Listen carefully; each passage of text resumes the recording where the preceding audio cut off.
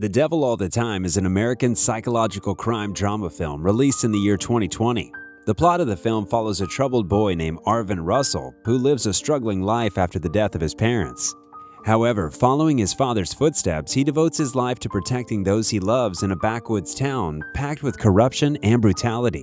The film starts with the narrator explaining how the two places, Ohio and West Virginia, connected the lives of two people. In 1957, almost 400 people lived in a small backwoods town called Knockemstiff, where probably all of them were connected by blood by one calamity or another. The Russells family is shown who rented the house on top of a mountain for 9 years but are still considered outsiders by most neighbors. Willard Russell had erected a cross in the woods above a fallen tree behind his house. He goes there every morning and evening to talk to God with his son. When Willard prays, his mind often drifts back to the war in the South Pacific and the day that he had a couple of other soldiers came across the body of Gunnery Sergeant Miller Jones. The film flashes back to 12 years earlier when Willard is serving in the Solomon Islands, South Pacific during World War II. Upon seeing Miller Jones brutally beaten and nailed to the cross by Japanese soldiers, Willard is devastated and ends Miller's anguish by shooting him behind the ear. After the war, while traveling back home in Coal Creek, West Virginia, Willard stops by a cafe in Meade, Ohio. He bumps into a photographer named Carl Henderson who offers him his seat. Carl meets a beautiful waitress there named Sandy and appreciates her smile. On the other hand, Willard then meets a waitress named Charlotte. When Charlotte feeds a homeless man, Willard sees the goodness in her and falls for her. He then travels home with his uncle Earscow. His mother Emma is elated to see her son come home safely. When Willard tells Emma about the waitress he likes, she does not seem too interested and instead introduces him to a girl named Helen Hatton at the church the next day. Emma had promised God to get Willard married with orphan Helen in exchange for bringing Willard home safely. At the church, Roy Lafferty, a strange, enthusiastic preacher, gives a moving speech about how having faith in God can take away all the fears of a person. While doing so, he pours venomous spiders over his head to prove his faith in God. After the speech, Emma and Willard drive back home. Emma berates Willard for not giving Helen much attention. He fears that if the marriage does not occur, something bad will happen to her son. On the other hand, Helen is impressed by Roy and decides to marry him. The next day, Willard goes back to the cafe to see Charlotte. The scene cuts to Willard and Charlotte looking for a house in Knockemstiff, Ohio. They're now married and have a son named Arvin. After moving in with Charlotte, Willard lives in and out as he's serving in the military. While writing a letter to his mother, he mentions that he and Charlotte are saving enough money to buy the house that they've rented. On the other hand, Helen had gotten married to Roy, and they have a daughter named Lenora. The scene cuts to 1957 when Arvin is now 9 years old. Since he goes to a school where he's an outcast, he'll always end up back home with a black eye. The film transitions back to the beginning when Willard takes Arvin to the cross and asks him to pray to God. Willard keeps teaching Arvin to fight back the next time someone messes with him. Just then they overhear two poachers talking about messing with Charlotte as she's home alone. Though the poachers did not go for Charlotte, Willard takes Arvin with him and beats them to a pulp, teaching Arvin a lesson to pick the right time and avenge himself and his loved ones always. Later that evening, they arrive back home only to find Charlotte lying on the floor unconscious. The doctor diagnoses Charlotte with cancer and makes it clear to Willard that she has no hope. Willard informs Arvin about it and asks him to pray to God to save his mother by kneeling before a rustic cross behind his house. He believes he can influence God with a keen prayer to eliminate cancer from his wife's body. One day, while sitting in a bar, it occurs to Willard that maybe something more was expected than just his prayers and sincerity. So he sacrifices Arvin's dog Jack and prays to God to save Charlotte, leaving Arvin sobbing. In the end, his prayers and sacrifice go in vain when Charlotte dies, leaving him and Arvin alone. Later, that night, Arvin decides to give his dog a proper burial just like his mother's. So he goes into the woods only to discover that Willard has committed suicide. A stranger helps him call a sheriff who's scared to see a dead body crucified to the cross.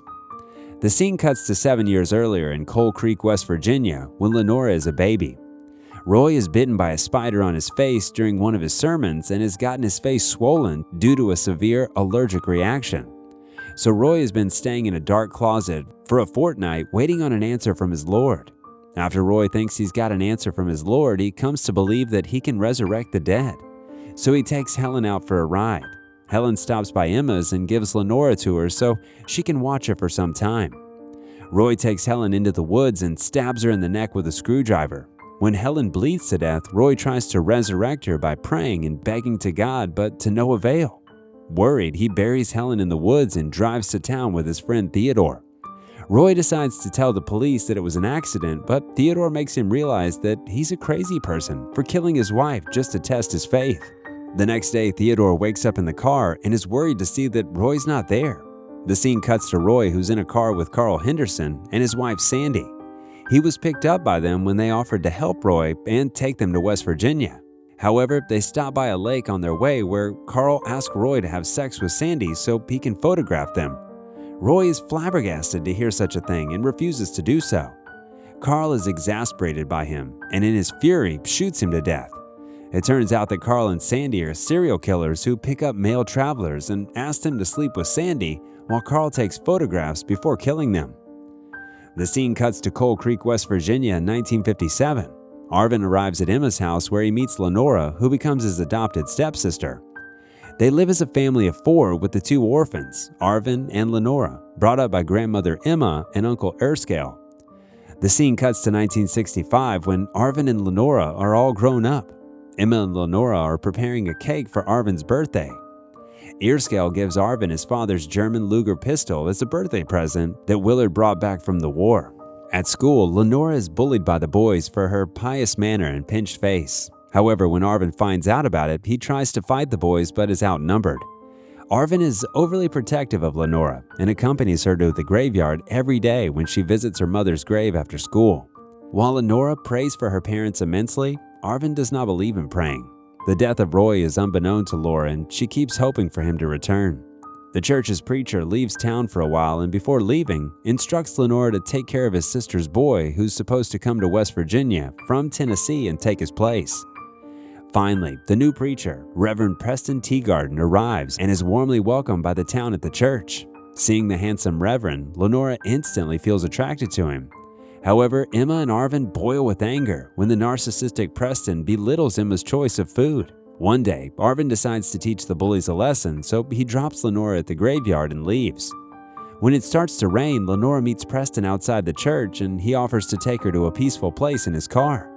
Meanwhile, as taught by his father, Arvin picks the right time to fight the bullies and beats them mercilessly. On the other hand, Preston takes Lenora into the woods in his car and tries to manipulate her into revealing her body. He seduces her, which makes Lenora feel the same force that drew Helen to Roy years before. She starts imagining that she could touch the love emanating from the preacher. 3 months later in Meade, Ohio, Sandy is seen going through the photo collection of her and Carl's serial killings. Suddenly, her brother Lee, who is a sheriff, bursts into her apartment and warns her to stop doing her illegal business until the re-elections. Lee faces a hard time with his superior, Leroy, who knows how corrupt Lee is, but Lee has no choice but to resist.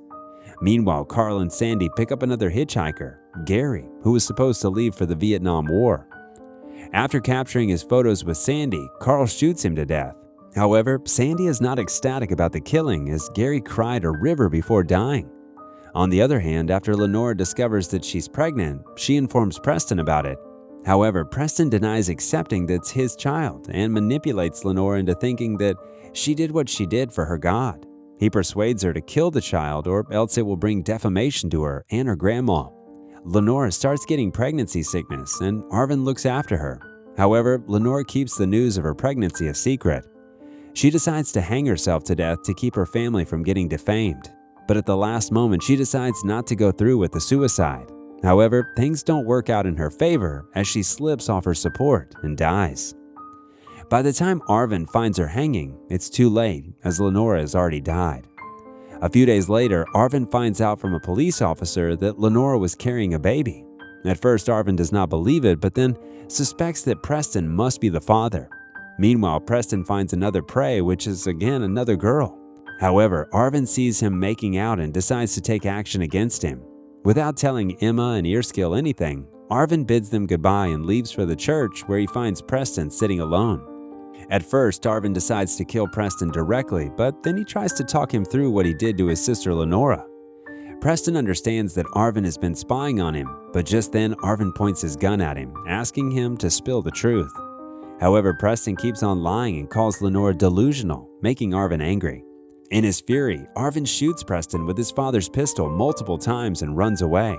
On his way, his car starts acting up, forcing him to hitchhike. On the other hand, Lee kills his opponent silently so he can win the re-election. Meanwhile, Carl and Sandy see Arvin on the road. Sandy reminds Carl that they don't target people from their own town that is Ohio, but Carl turns a deaf ear to her. He picks up Arvin and traps him by saying that he needs to take a pee. They drive into the wilderness, and as Carl gets out of the car, Arvin notices that he's carrying a gun. Seeing the couple's bizarre behavior, Arvin suspects something's off, so he takes out his pistol and shoots and kills both Carl and Sandy in self-defense. Before fleeing away, he finds several rolls of film in the car's dashboard and takes them with him. When Lee discovers his sister's homicide, he rushes to her apartment to get rid of her and Carl's photo collection so he can protect himself and his upcoming re-election. After burning away Carl's entire photo collection, Lee takes a sigh of relief. However, little does he know that Arvin is carrying films of Carl and Sandy's photos. Meanwhile, Arvin travels to Meade to visit his childhood house. He meets the man who helped him the night his father died. Arvin appreciates the man for his help. Just then, the man informs him about the sheriff that helped him that night, and it turns out that he is none other than Lee, whose sister Arvin had just killed a few hours ago. On the other hand, Lee is informed about the murder of a preacher who's been shot by a boy named Arvin. Lee remembers the 9-year-old Arvin, whom he transported to his grandmother's house when his father committed suicide. Meanwhile, Arvin approaches his father's rustic cross. Just then, he hears someone walking toward him, so he hides in the woods. It turns out that Lee tracked him down to Meade and is armed with a shotgun. Lee asks him to come forward and confront him, so Arvin loads his pistol and warns Lee to not look for him. He tries to make him understand that his sister was a serial killer, but Lee does not hold back. He attempts to shoot Arvin, but misses the shot. Arvin retaliates and shoots Lee in the stomach with his pistol. Before Lee bleeds to death, Arvin shows him the picture of Sandy with Roy's dead body. He then leaves the photo and rolls of film with Lee's body and buries this pistol with his dog's bones near the rustic cross. Arvin then hitchhikes and is picked up by a stranger. He didn't want to fall asleep sitting next to a stranger, so he fights hard to stay awake and starts thinking that maybe the law would recognize he had done well, or maybe he'd be forgiven. The film ends with the exhausted Arvin thinking of possibly starting a family of his own and enlisting himself in the army. This movie has a rating of 7.1 on IMDb. I hope you all like this video. If yes, then make sure to like, comment, share, and most importantly, subscribe to the channel for more movie recaps.